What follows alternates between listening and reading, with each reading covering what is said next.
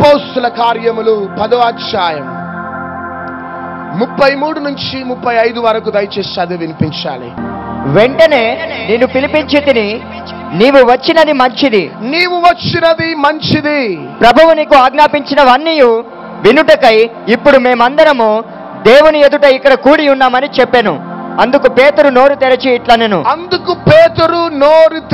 ఇట్లనెను, దేవుడు పక్షపాతి కాదు, నిజముగా గ్రహించి ఉన్నాను.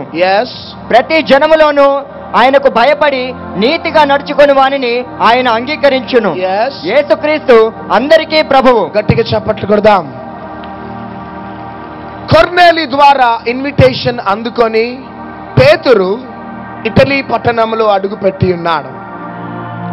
ఎప్పుడైతే కొర్నేలి యొక్క ఇన్విటేషన్ ద్వారా ఆ పట్టణంలో అడుగుపెట్టిన తర్వాత పేతురు నోటి నుంచి వచ్చిన మాట ఏంటిదంటే, దేవుడు పక్షపాతి కాదు. ఆమెన్.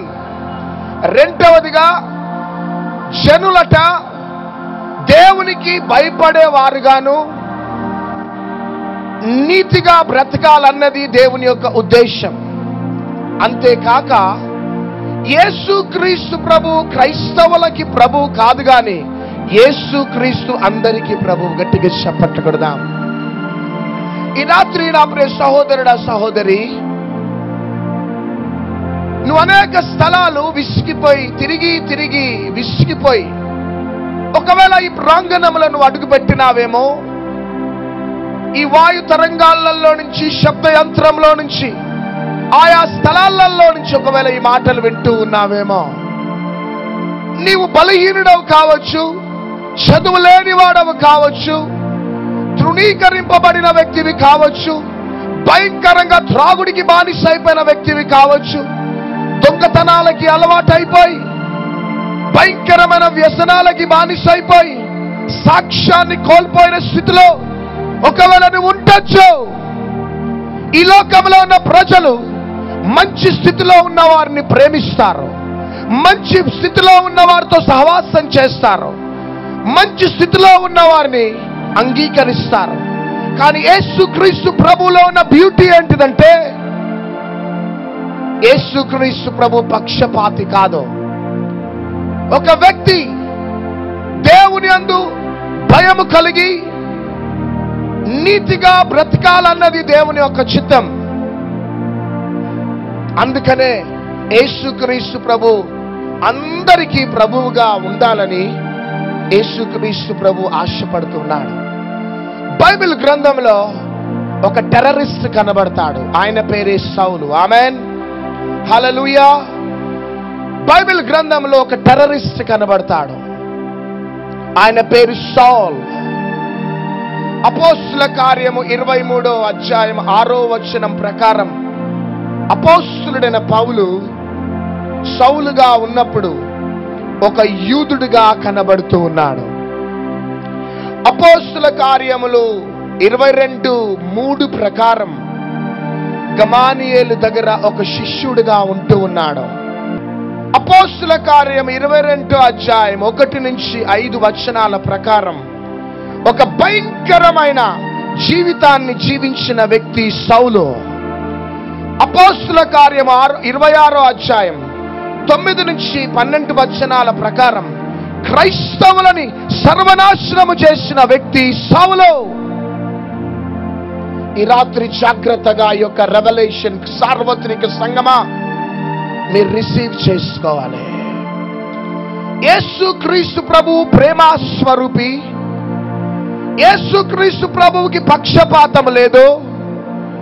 యేసుక్రీస్తు ప్రభు ఎందుకు టీవీల ద్వారా, మెసేజెస్ ద్వారా, ఇలాంటి సభల ద్వారా ఎందుకు ప్రజలకి రీచ్ అవుతున్నాడంటే, ప్రజలట భయపడే వ్యక్తులుగాను నీతిగా బ్రతకాలనేది దేవుని యొక్క చిత్తమై ఉన్నది.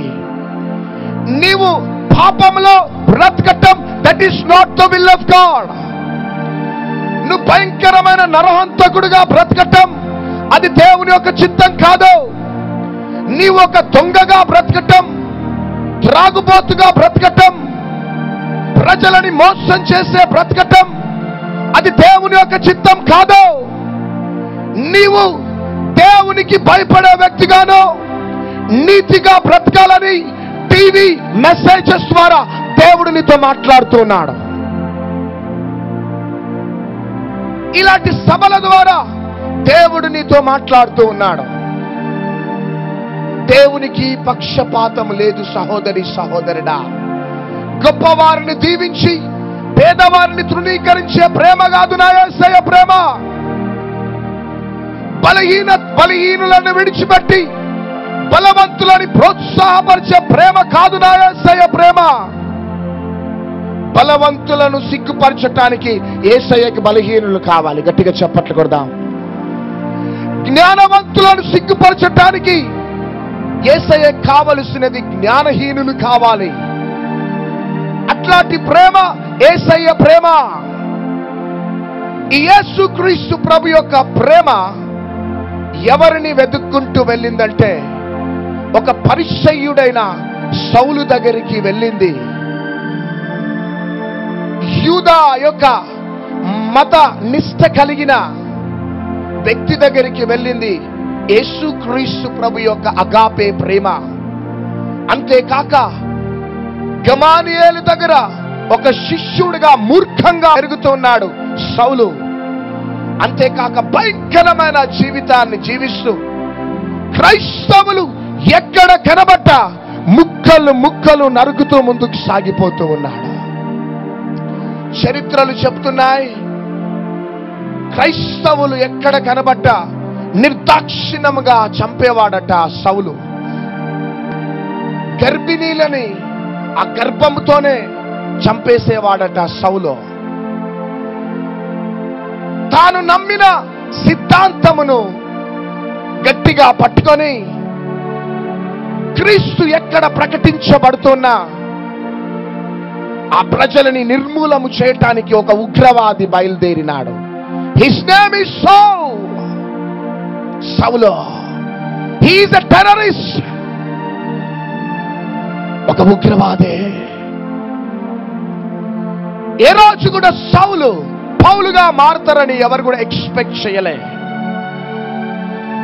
కానీ సౌలును చూడగానే సమాజం గడగడ వణికింది. క్రైస్తవులు గడగడ వణికిపోతూ ఉండేవారు. కానీ యేసుక్రీస్తుకు కావలసింది ఎవరంటే ఆ టెర్రరిస్ట్ అయిన సౌలే కావాలట. గట్టిగా చప్పట్లు కొడదాం. గట్టిగా చప్పట్లు కొడదాం. ఈ రాత్రి నా ప్రియ సహోదరుడు, నా ప్రియ సహోదరి, నీ జీవితంలో నిరీక్షణ లేదు. ఇక్కడికి వచ్చి కూర్చున్నావు. You don't have any hope about your future. అప్పులలో కూరుకుపోయినావు. దీర్ఘకాల వ్యాధితో కూరుకుపోయినావు. ఒకవేళ ఎయిడ్స్ తో సఫర్ అవుతున్నావేమో, క్యాన్సర్ వ్యాధితో సఫర్ అవుతున్నావేమో, భయంకరంగా డ్రగ్స్ కి అలవాటు అయిపోయి, ఆల్కహాల్ కి అడిక్ట్ అయిపోయి, సమాజంలో, కుటుంబంలో, సంఘంలో సాక్ష్యం కోల్పోయిన స్థితిలో ఒకవేళ ఈ ప్రాంగణంలో నువ్వు అడుగుపెట్టి ఉన్నావేమో. నీ భార్య నిన్ను తృణీకరిస్తున్నది, నీ భర్త నిన్ను తృణీకరిస్తున్నాడు, నీ పిల్లల మధ్యలో నువ్వు హేళనాస్పదంగా బ్రతుకుతున్నావు. కానీ I want to remind you everybody, ప్రజలందరూ నిన్ను తృణీకరిస్తున్నా యేసుక్రీస్తు ప్రభువుకి నువ్వు కావాలట. గట్టిగా చప్పట్లు కొడదాం. గట్టిగా చప్పట్లు కొడదాం. యేసుక్రీస్తు ప్రభువు కట నువ్వు కావాలట సహోదరుడా, సహోదరి. పాపులను రక్షించుటకు క్రీస్తు యేసు ఈ లోకములో వచ్చినాడు, జన్మించినాడు. ఈ సభలు ఎందుకంటే నీతిమంతులను నీతిమంతులుగా మార్చటానికి కాదు, పరిశుద్ధులను పరిశుద్ధులుగా మార్చటానికి కాదు. ఈ సభలు ఎందుకంటే పాపులను పరిశుద్ధులుగా మార్చటానికే. గట్టిగా చప్పట్లు కొడదాం. భయంకరమైన అలవాట్లకి బానిసైపోయిన ప్రజలకి విడుదలను కలిగించటానికే యేసుక్రీస్తు ప్రభు ఏర్పరిచిన సభలు ఇవి. కాబట్టి నా ప్రియ సహోదరుడ, సహోదరి, you don't have any hope. నీ జీవితంలో ధైర్యం లేదు, నిరీక్షణ లేదు, సంతోషం, నెమ్మది, సమాధానం లేదు. హుర్రాషాల హిందా అన్జహువా మహవ్య కష్యాల. ఇక్కడ ఒక సహోదరి ఉన్నది. నీ కుటుంబంలో ఉన్న మెంటల్ ప్రెషర్స్ బట్టి, చనిపోవాలి అనే ప్రేరేపణ మాటి మాటికి నీకు కలుగుతున్నది. సూసైడ్ చేసుకోవాలనే ఆలోచన కలుగుతున్నది. ఎవరా లేడీ లేచి నిలబడాలి? ఎవరా సహోదరి లేచి నిలబడాలి? సూసైడ్ చేసుకోవాలనే ప్రేరేపణ కలిగిస్తున్న సహోదరి పట్టుకోండి వెనకాల. Touch touch holy spirit God. ఈరోజు నీ కుటుంబంలో దేవుడు ఒక గొప్ప కార్యం చేయబోతున్నాడు. గట్టిగా చప్పట్లు కొడదాం. ఈ రాత్రి ఈ విధమైన ఆలోచనలు కలిగి ఒకవేళ ఈ ప్రాంగణంలో నువ్వు అడుగు పెట్టినావేమో, చాలా మంది ఈ టెర్రరిస్ట్ అయిన సౌలు దేవునికి అవసరమా అని ఆలోచించే సమయంలో దేవుడు సౌలును పట్టుకున్నట్లు దేవుని యొక్క వాక్యం సెలవిస్తుంది. గుంటూరు పట్టణంలో లూథరన్ గ్రౌండ్ లో సంపూర్ణ రాత్రి ప్రార్థన జరుగుతున్నది. ఆ గ్రౌండ్ ఇదే విధంగా ఉన్నది. గ్రౌండ్ అంతా ప్యాక్ అయిపోయింది. రోడ్డు మీద నుంచి ఒక నరహంతకుడు వెళ్తూ ఉన్నాడు. గడ్డం పెంచుకొని పిచ్చోన్ లాగా వెళ్తూ ఉన్నాడు. స్టేజ్ మీద నుంచి ఆ యవనస్తుని దేవుడు పేరు పెట్టి పిలిచినాడు. ఆమెన్. ఎప్పుడైతే పేరు పెట్టి పిలిచినాడో అదే స్పాట్ లో కుప్పకూలిపోయినాడు. ఆ వ్యక్తిని స్టేజ్ మీదకి తీసుకొని వచ్చినారు. ఆ వ్యక్తి ఏడుస్తున్నాడు. ఎందుకు సార్ నన్ను ఈ స్థితికి తీసుకొచ్చినారు? నేను ఒక నరహంతకుడిని సార్. ఒక వ్యక్తిని మధ్యాహ్నం నిర్దాక్షిణంగా ముక్కలు ముక్కలు నరికిన వ్యక్తిని నేను. నా జీవితంలో నాకు నిరీక్షణ లేదు. నేను ఒక హంతకుడనని నాకు ఎవరు ఉద్యోగాలు ఇవ్వటంలే. నా భార్య నన్ను విడిచిపెట్టి వెళ్ళిపోయింది. నేను హంతకుడని సార్ అంటూ ఉన్నాడు ఆ వ్యక్తి. చివరికి నాతో ఎవ్వరు కూడా ఫ్రెండ్షిప్ చెయ్యరు సార్, నేను ఒంటరి వాడనే, నన్ను వదిలిపెట్టు అంటున్నాడు. అప్పుడు నాలో నుంచి పరిశుద్ధాత్మ దేవుడు అంటున్నాడు, అందరు నిన్ను విడిచిపెట్టినారేమో, కానీ ఒక మంచి స్నేహితుడు నీతో స్నేహం చేయాలనుకుంటున్నాడు. ఆ మంచి స్నేహితునికి నువ్వు కావాలట నానా. ఆ మంచి స్నేహితుని దగ్గరికి వస్తావా అంటే ఏడ్చుకుంటూ అంటున్నాడు, లేదు సార్, ఎవ్వరు నాతో ఫ్రెండ్షిప్ చెయ్యరు సార్, సమాజం దృష్టిలో నేను నరహంతకుడని సార్ అంటున్నాడు. లేదు, ఒక స్నేహితుడు నీతో స్నేహం చేయాలనుకుంటున్నాడు అనగానే, ఎవరు సార్ ఆ స్నేహితుడు అంటే, ఆ స్నేహితుడే నజరేయుడైన యేసుక్రీస్తు ప్రభువు. గట్టిగా చప్పట్లు కొడదాం, గట్టిగా చప్పట్లు కొడదాం. ఆ ప్రేమ కలిగిన స్నేహితునికి నీ జీవితాన్ని ఇస్తావా అంటే, ఇచ్చేస్తా సార్ అన్నాడు. ఇంతకి నువ్వు ఎవరిని చంపినావంటే, 2002లో లూథరన్ గ్రౌండ్ లో ఒక అయ్యగారిని మధ్యాహ్నం 1 o'clock ముక్కలు ముక్కలు నరికిన వ్యక్తి. ఎవరిని నరికినాడట? సాధారణమైన వ్యక్తిని కాదు. 2002లో ఒక లూథరన్ ప్రీస్ట్ ని, అయ్యగారిని మధ్యాహ్నం 1 o'clock కొడవళ్లతో ముక్కలు ముక్కలు నరికిన వ్యక్తి. నా మీద కేసు బుక్ కావటంతోనే నా భార్య నన్ను విడిచిపెట్టి వెళ్ళిపోయింది అని ఏడుస్తూ ఏమన్నాడంటే, బ్యూటీ, ఏ గ్రౌండ్ లోనైతే ఆ అయ్యగారిని చంపినాడో అదే గ్రౌండ్ లో యేసుక్రీస్తు ద్వారా పట్టబడ్డాడు. గట్టిగా చప్పట్లు కొడదాం. ఏ గ్రౌండ్ లోనైతే అయ్యగారిని చంపినాడో అదే గ్రౌండ్ లో యేసుక్రీస్తు ద్వారా పట్టబడ్డాడు. గట్టిగా చప్పట్లు కొడదాం, గట్టిగా చప్పట్లు కొడదాం. హల్లెలూయా. ఆ రోజు తన జీవితాన్ని యేసుక్రీస్తుకు సమర్పించుకున్నాడు. బెల్లంపల్లికి వచ్చినాడు. బెల్లంపల్లిలో ఆ యవనస్తునికి నేను బాప్తిజం ఇచ్చినాను. ఈరోజు మేము ఎక్కడ సభలకు వెళ్ళినా ఆ యవనస్తుడు మా మీటింగ్స్ లోకి వచ్చి సాక్ష్యం చెప్తూ ఉంటాడు. గట్టిగా చప్పట్లు కొడదాం. కానీ అందరూ ఆ యవనస్తుని విడిచిపెట్టినారు. అందరూ ఆ యవనస్తునికి వేసిన నింద, నరహంతకుడు, నరహంతకుడు, నరహంతకుడు. కానీ యేసుక్రీస్తుకు కావలసింది ఎవరంటే ఆ నరహంతకుడు యేసయ్య కావాలట. మనుషుల నమ్ముకొని మభ్యపడ్డాను,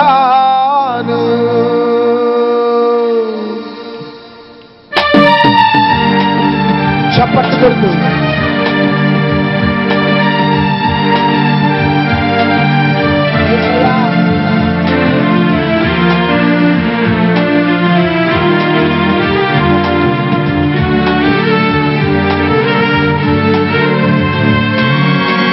మనుషుల నమ్ముకొని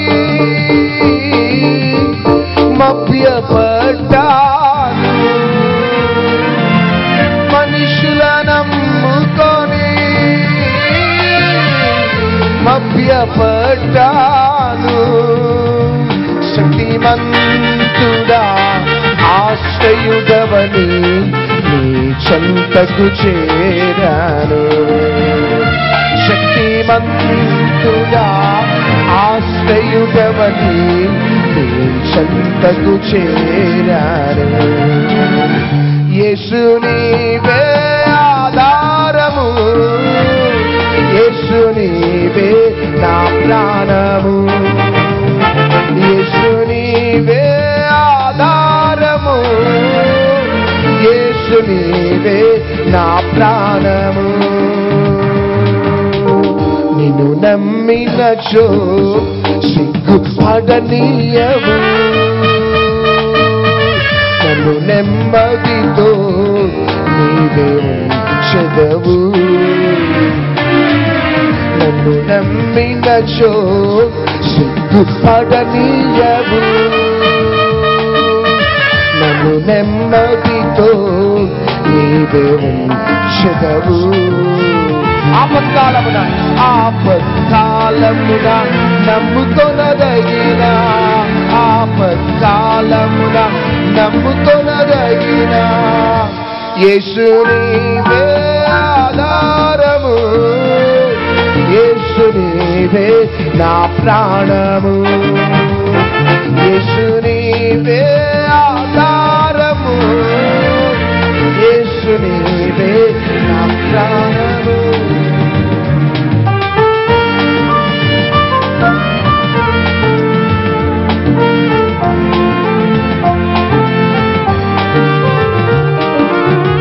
హల్లెలూయా, హల్లెలూయా. ఈ రాత్రి శబ్ద యంత్రములో నుంచి దూర దూర స్థలాలలో నుంచి మాటలు వింటున్న సహోదరి సహోదరుడా,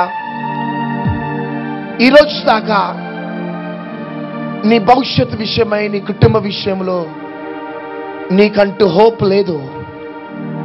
కానీ రాత్రి నీకు శుభవార్త ఏంటిదంటే, నీ సాక్ష్యమును బట్టి నువ్వు బలహీనుడవని అందరూ ఒకవేళ నిన్ను విడిచిపెట్టినారేమో, కానీ నా యేసుక్రీస్తు ప్రభువుకి నువ్వు కావాలట. గట్టిగా చెప్పట్టగడదాం. ఈరోజు ఒకవేళ నువ్వు బలహీనుడవు కావచ్చు నానా, ఈరోజు అందరు కూడా నిన్ను తృణీకరిస్తున్నారేమో బిడ్డ,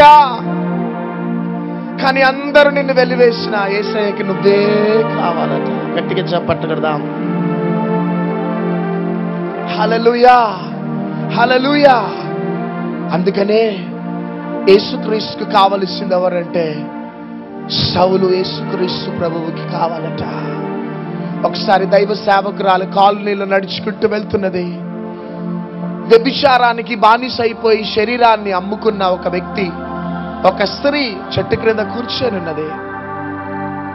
యేసుక్రీస్తు ప్రభు అంటున్నాడు, ఆ స్త్రీ దగ్గరికి వెళ్ళి నా ప్రేమ గురించి చెప్పు అంటున్నాడు యేసయ్య.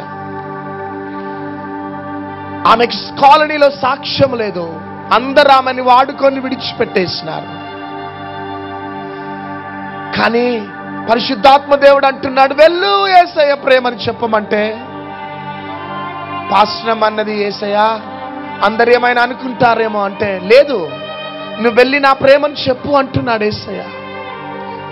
వెళ్ళి ఆమె దగ్గరికి వెళ్ళి, అమ్మా అందరూ నిన్ను విడిచిపెట్టినారు కదా, ఒక స్నేహితుడికి నువ్వు కావాలట, నాతో నీ ఇంటికి వస్తావా అని ఇంటికి తీసుకొని వచ్చింది. అప్పుడు ఆమె ఏమన్నదంటే, ఎవ్వరు నాతో స్నేహం చెయ్యరమ్మా, అందరూ నన్ను వాడుకొని వదిలిపెట్టేసినారు.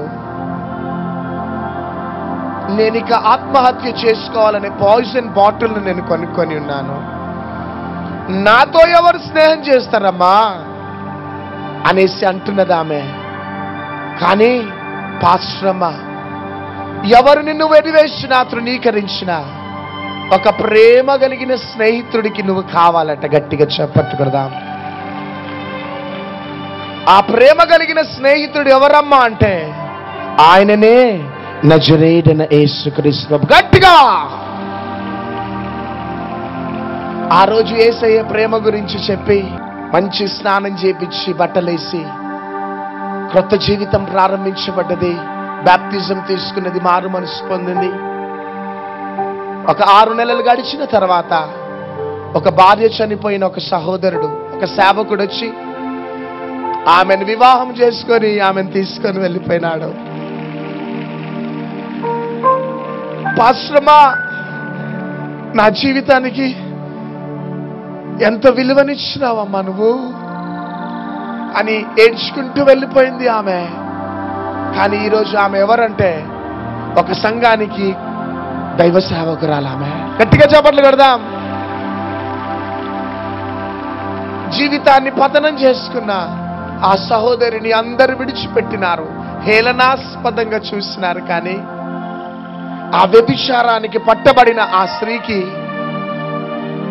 యేసయ్య కావలసి వచ్చింది. యేసయ్య పరిగెత్తుకుంటూ వెళ్ళి ఆమెను ముద్దు పెట్టుకొని తన బిడ్డగా స్వీకరించి ఈరోజు ఒక సంఘానికి ఆమె ఒక మంచి దైవ సేవకురాలుగా ముందుకు సాగిపోతున్నది. ఎంత గొప్ప ప్రేమ అండి యేసయ్య ప్రేమ. చాలా మందికి యేసయ్య స్వస్థపరచాలి, అప్పులు తొలగించాలి, కుటుంబంలో సమాధానం ఇవ్వాలి, దానికోసమే యేసయ్య ప్రజలకు కావాలి. కానీ యేసయ్య ఎంత గొప్ప ప్రేమ కలిగిన దేవుడు అంటే ఈ భూమి మీద ఎవ్వరు ఇవ్వని ప్రేమ ఇచ్చే ప్రేమనే యేసయ్య ప్రేమ. గట్టిగా చప్పట్లు కొడదాం. నీ భార్య ప్రేమలో ఒక దినమున మార్పు కలుగుతుంది. నీ భర్త ప్రేమలో ఒక దినమున మార్పు కలుగుతుంది. నీ పిల్లలు ఒక దినమున వివాహం చేసుకొని గుడ్ బై చెప్పి వెళ్ళిపోతారు. నీ కంఠంలో ప్రాణమున్నంత వరకు నీతో ఉండే ప్రేమ ఎవరిదంటే నజరేయుడైన యేసుక్రీస్తు ప్రభువు ప్రేమ. హల్లెలూయా, హల్లెలూయా. అదే ప్రేమ ఈరోజు నీ దగ్గరికి వెతుక్కుంటూ వస్తున్నది. సహోదరి సహోదరుడా, ఏ ప్రేమనైతే సౌలు దగ్గరికి పరిగెత్తుకుంటూ వెళ్ళిందో, ఏ ప్రేమనైతే పేతురు దగ్గరికి పరిగెత్తుకుంటూ వెళ్ళిందో, అదే ప్రేమ ఈరోజు అంత పాపానికి బానిస అయిపోయి బ్రతుకుతూ ఉన్నా ఆ ప్రేమ నీ దగ్గరికి ఈ రాత్రి పరిగెత్తుకుంటూ వస్తున్నదే. ప్రవీణ్ బ్రదర్ గారు చెప్పిన యొక్క చక్కటి వాక్య పరిచర్యను బట్టి చాలా ఆనందం, నా ఆత్మ ఉల్లసించింది. ఆయన ఎంతో ఆత్మీయంగా, ఆత్మ నింపుదలతో మరి అనేకులకు ఆ హృదయంలోని ఒక ఆత్మ ప్రేరేపింపబడే విధంగా ఆయన యొక్క బోధనలు చెప్తున్నారు.